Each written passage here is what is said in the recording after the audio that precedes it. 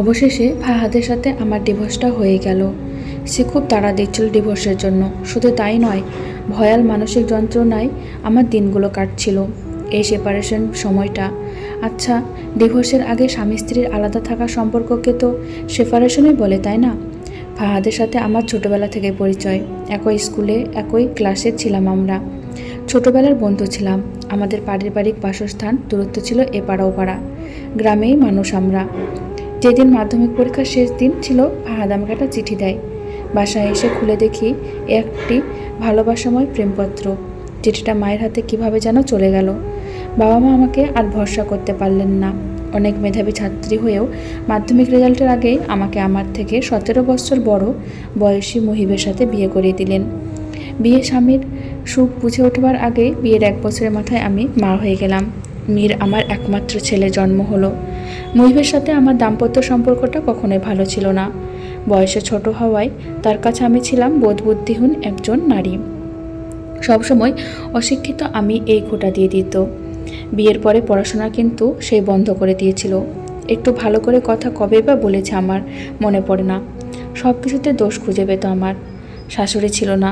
আমার শ্বশুর বাবা আমাকে কলেজে ভর্তি করিয়ে দিলেন। বাসায় শিক্ষক রাখলেন। কলেজে যেতে পারতাম না।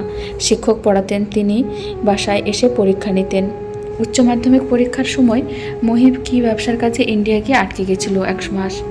সেই সময়তে পরীক্ষাগুলো নির্ভয় দিতে পেরেছিলাম। প্রচণ্ড নারী লোভী ছিল মহিব। আমি নাকি ব্যর্থ তার চাহিদা পূরণ করতে, অথচ তাকে বুঝতে পারার মতো সময় আমাকে কখনো দেয়নি মহিব। আমাদের দাম্পত্য জীবনে ছিল সেই রাতের বেলা বিছানাতেই। এতে আমার সম্মতি থাকুক বা না থাকুক। ছেলের প্রতি মহিব ছিল একজন আদর্শ বাবা। ছেলে একটু ব্যথা পেলে আমার উপর চলত নির্যাতন। আমি নাকি খেয়াল রাখতে পারি না। বাবা মাকে কিছু বলতে গেলেই মানিয়ে নাও, ওই সেই একই ধাঁচের কথা। মানিয়ে চলতে চলতে বিবাহিত জীবনের 9 বছর পার করে দিলাম। এর মাঝেই পড়াশোনাটা ওই চুরিবিদ্যার মতো পার করলাম।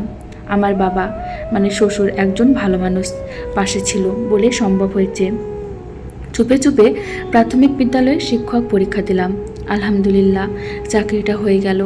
এই কথা আর গোপন থাকলো না। মহিব আমাকে দরজা বন্ধ করে বেদম মার মারল। হাসপাতালে ভর্তি হতে হলো। আমার বাবা মাকে আমার শ্বশুর অনেক বুঝালেন যে মেয়েকে নিয়ে যেতে। এটা উপলব্ধি করালেন তিনি শ্বশুর হয়ে আমার পাশে এ কারণেই ছিলেন, কেননা তার মা বাবা হয়ে আমার পাশে ছিলেন না। বাবা আমাকে নিয়ে এলেন। মীরকে মহিব আটকে দিল, দেখা পর্যন্ত করতে দেয় না। আমার আর মহিবের ডিভোর্স হয়ে গেল।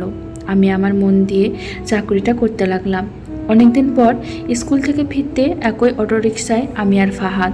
কত বছর পর দেখা, পাশাপাশি এলাকা হওয়া সত্ত্বেও। বিয়ের পর ফাহাদের সাথে আমার দেখা হয়নি। অল্প সময়টুকুতে অনেক কথাই হলো। তখনও তেমন কিছুই করছিল না ফাহাদ। পড়াশোনা শেষ, ভালো কোনো চাকরিতে থিত হতে পারেনি, বিয়েও করেনি। দুলাভাই রড সিমেন্টের ব্যবসায় সময় দেয়, এভাবেই কাটছে। ফোন নাম্বারটা সেদিন আদান প্রদান করা হয়। বাসায় ফিরে সেদিন সারা রাত কথা হয়। আমার জীবনের এই ঘটনার জন্য নিজেকে দায়ী করে। সে যদি ওই প্রেমপত্র না দিত, আমার সাথে এত সব হতো না। বারবার ক্ষমা চেয়েছে। আমি বুঝিয়েছি এটা আমার সাথে হবারই ছিল। ওই যে ভাগ্যের লিখন। প্রতিনিয়ত আমাদের কথা হতে লাগলো। সারাক্ষণ আমার খোঁজ খবর নিতে লাগলো। একটু অন্যরকম ভালো লাগা কাজ করতো তার প্রতি। ফাহাদের ফোন কল, টেক্সটের অপেক্ষা করতে ভালো লাগতো। কিছুই বুঝতে দিতাম না, ভয় পেতাম আমি বন্ধুদের সম্পর্কটা নষ্ট হবার। একদিন রাতে কথা বলার সময় দুম করে ফাহাদ আমাকে বিয়ের প্রস্তাব দিয়ে বসে। আমি পুরোটাই ঘোরের মধ্যে যেন পড়ে গেলাম এই প্রস্তাব পেয়ে। সে চায় তার সেই এক প্রেমপত্রের জন্য আমার জীবনটা এলোমেলো হয়ে গেছে। এজন্য সে চায় আমার জীবনটাকে গুছিয়ে দিতে। আশ্বাস দেয়, অভয় দেয়, সে আমাকে ভালো রাখবে। আমি সম্মতি দিতে পারছিলাম না সামাজিক অবস্থার কারণে। এই সমাজে একজন বাচ্চাসহ ডিভোর্সি নারীকে একজন অবিবাহিত পুরুষ বিয়ে করবে, অনেক এরকম কথা শুনতে হবে এই ভয়ে। মন পুরোপুরি সায় দিচ্ছিল না। আমি সামাজিক অবস্থার কথা তাকে বলি, সে এসব শুনতে চায় না।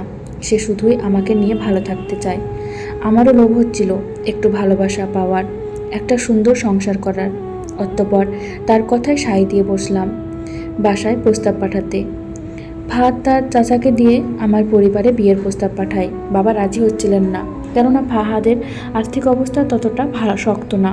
অন্যের ব্যবসা দেখাশোনা তো আর নিজের কোনো পরিচয় না, অবস্থান না। এছাড়া বাড়িঘরের অবস্থা ভালো না। মা একটু নরম হয়ে বাবাকে বোঝালেন, ছেলে এখন কিছু করছে না, তার মানে এই না যে কিছু করবে না। এছাড়া আমাদের মেয়ে তো চাকুরি করে, একবার তার জীবনটা নষ্ট করেছি, বাসার কাছেই থাকবে বিয়েটা হলে। যে ছেলে এত বছর এত কিছু হবার পরেও আমাদের মেয়েকে চাই, নিশ্চয়ই ভালো রাখবে। অতঃপর খুব অস্বল্প পরিসরে আমার আর ফাহাদের বিয়েটা হয়ে গেল। সুন্দর দাম্পত্য জীবন যাচ্ছিল আমাদের। বিয়ের পরেই আমি নিজ উদ্যোগে ফাহাদের বাড়ির কাজ করাতে শুরু করলাম। অনেক কিছু মেরামতের দরকার ছিল, নতুন ঘরের প্রয়োজন ছিল।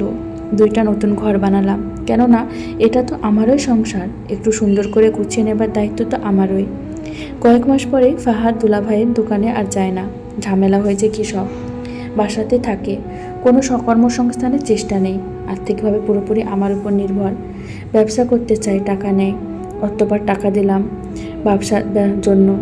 ব্যবসা শুরু করলেও ব্যবসায় মনোযোগ নেই, ব্যবসায় লস করে আবার ঘরে বসে। এ নিয়ে কিছু কথা বলতে গেলে আমাকে যা না তা কথা শোনাতে লাগলো। আমি টাকা দেওয়াটা প্রায় বন্ধ করে দিলাম। ফাহাদের মা মানে আমার শাশুড়ি, তিনি কথায় কথায় আমাকে আমার প্রথম বিয়ের সংসার নিয়ে খোঁটা দেয়।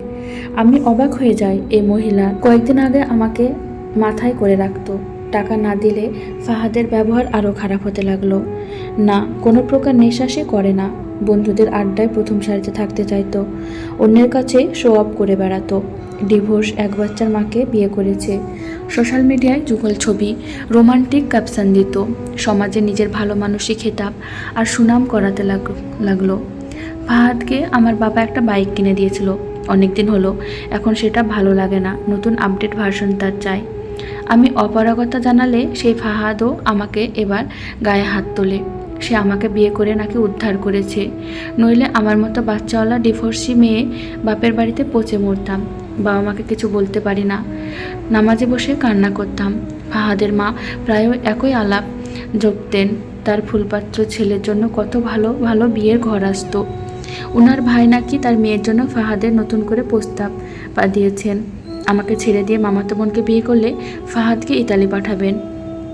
ফাহাদ যেন আলাদিনের চেরাগ পেয়ে গেল এমন অবস্থা, অশান্তির শেষ নেই। ফাহাদ একদিন বলেই দিল, তার সাথে সংসার করতে চাইলে বাবার বাড়ির মার্কেট থেকে যে 4টা দোকান আমি পেয়েছি সেগুলো বিক্রি করে টাকা তাকে দিতে সে ইতালি যাবে। আমি না করে দিই। নিত্য নতুন অত্যাচার শুরু হলো। অফিসের আমাদের শিক্ষকদের একটা মেসেঞ্জার গ্রুপ আছে, সেখানে ক্লাস আপডেট, প্রক্সি দেওয়া, খাতা দেখা এসব নিয়ে আমাদের আলোচনা হয়। একটু ফোন হাতে দেখলে সন্দেহ কোনো পুরুষের সাথে আমি চ্যাটিং করছি। ফোনে কথা বলতে দেখলে নোংরা কথা। একদিন আমার সন্তান মেয়েকে নিয়ে নোংরা কথা শুনে দেয়। সেদিন আর থাকতে পারিনি, চলে আসি ফাহাদের বাসা ছেড়ে। বাবার পরিবারে একমাত্র মেয়ে হওয়া সত্ত্বেও পারিবারিক সম্মান ক্ষুণ্ণ হবে ভেবে স্কুলের আশেপাশে বাসা নিলাম। সবাই জানলো আমার যাতায়াতের সুবিধার জন্য আমি বাসা নিয়েছি। প্রতিনিয়ত ডিভোর্সের জন্য ফাহাদ চাপ দিতে লাগলো। সে ডিভোর্স দিবে না, কেননা কাবিনের টাকা তাকে দিতে হবে তাই। যদিও অল্প টাকা কাবিন ছিল বিয়েতে, সেটা দেওয়ার ক্ষমতাও ফাহাদের নেই। ফাহাদ আমাকে বিয়েটা করেছিল আমার চাকরি আর বাবার বাড়ি থেকে পাওয়া সম্পদ দেখে। বিয়ের পর ফাহাদের বাড়িতে প্রায় আমার মা বাজার পাঠাতেন, এমনকি চাল পর্যন্ত কিনে খেতে হয়নি 2 বছর বিবাহিত জীবনে। এই অতিষ্ঠ বর্বর জীবন আমার আর ভালো লাগছিল না, মানসিকভাবে ভেঙে পড়েছি। সমাজ একটা মেয়ের 2বার ডিভোর্স নিয়ে অনেক কথা বলে বেড়াবে, কিন্তু জানতে চাইবে না কি হয়েছিল সংসারে। 2বার ডিভোর্স মানেই মেয়ের সকল দোষ, মেয়েটাই খারাপ। একটা অসুস্থ সম্পর্ক নিয়ে মৃতপ্রায় হয়ে বেঁচে থাকার চেয়ে সম্পর্কটা শেষ করে দেওয়াই শ্রেয়। ফাহাদ আশেপাশে সবাইকে বলে বেরিয়েছে আমার চরিত্র খারাপ, কিন্তু বিয়ে না হয়ে প্রেমিক দ্বারা গর্ভধারণ করে বাচ্চা অবসান করানো মামাতো বোন ফুলের মতো পবিত্র। আমি তো আগেই ভালো ছিলাম, মুহিবের সাথে ডিভোর্সের পর সে একাকিত্ব জীবনে। আমার কি আসলেই ভুল ছিল একটু ভালো থাকতে চাওয়া, একটা গুছিয়ে সংসার করার বাসনা করার? অতি ঘরণীর না পাই ঘর, অতি সুন্দরী রমণী না পাই বর। তাই হলো আমার জীবনে। এখন আছি ফাহাদের বাড়ির সামনে। ফাহাদ তার সেই মামাতো বোনকে বিয়ে করেছে আজকে। আমার খালাতো ভাই একজন ওসি। না, কোনো আইনি ঝামেলা করতে আসেনি, বুলডোজার ভাড়া করে এনেছি। ফাহাদের বাড়ি যেভাবে আমি মেরামত করিয়েছিলাম, নতুন ঘর, বাথরুম, বাড়ির প্রধান গেট যেগুলো আমার টাকা দিয়ে বানানো হয়েছিল সেগুলো গুড়িয়ে দিয়েছি। ফাহাদ ভাবতেই পারেনি আমি এত বড় ধাক্কা দেব। ফাহাদের মা ভাঙা ঘর বাড়ি দেখে বিলাপ বকছে। আমি ঘাড় ঘুরিয়ে প্রস্থান করলাম। গুড়িয়ে যাওয়া বাড়িটা দেখে এখন শান্তি লাগছে, আর হেরে যাওয়া নয়। বেলা শেষে নিজেকে নিজের ঢাল হয়ে থাকতে হবে। নতুন সকাল হবে, বেলা বয়ে যাবে, নিজেকে নিজের জন্য বাঁচতে হবে।